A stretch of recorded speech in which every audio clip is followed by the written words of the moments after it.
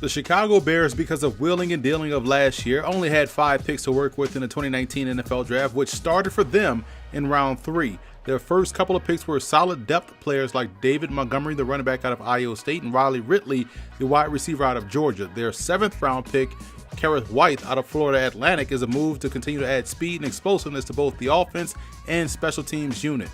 But it was their second 7th round pick that I really liked, and that was cornerback Steven Denmark out of Valdosta State. The former wide receiver turned defensive back has impressive size for the position, but also brings to it a physicality that would lead you to believe he played this position his entire life. Obviously, there's going to be an adjustment and development period that'll have to take place, considering that he's making a jump from Division II to the NFL, and he's coming off his first season as a cornerback. But there were enough raw tools and consistent plays on tape to get you excited about his potential.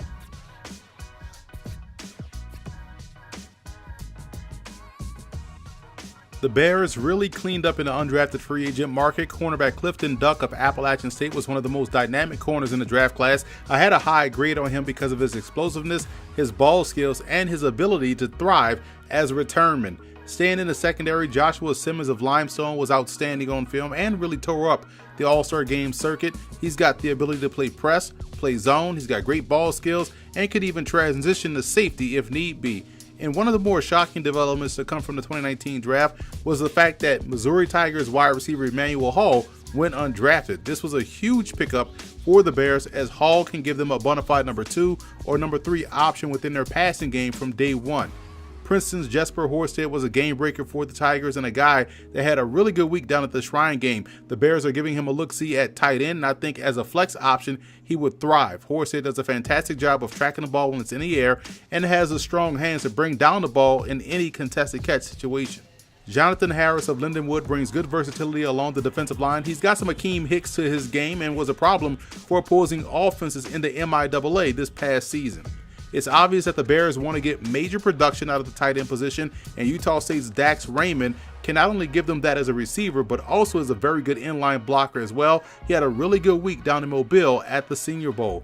And speaking of stellar All-Star game weeks, Chuck Harris out of Buffalo had one at the Tropical Bowl. He drew a lot of interest from multiple NFL teams because of how he was able to win consistently in the passing game. His University of Buffalo tape backs up what we all witnessed down there in Daytona Beach. Edge rusher Matthew Betts was a first-round pick in the 2019 CFL draft because he was the best pass rusher in the U Sports ranks coming out of Laval, which is like the Alabama of Canadian college football. While he was at the Shrine game, he was able to get acclimated to the U.S. game very quickly and got better each and every day, raising a lot of eyebrows down there in St. Pete with his play.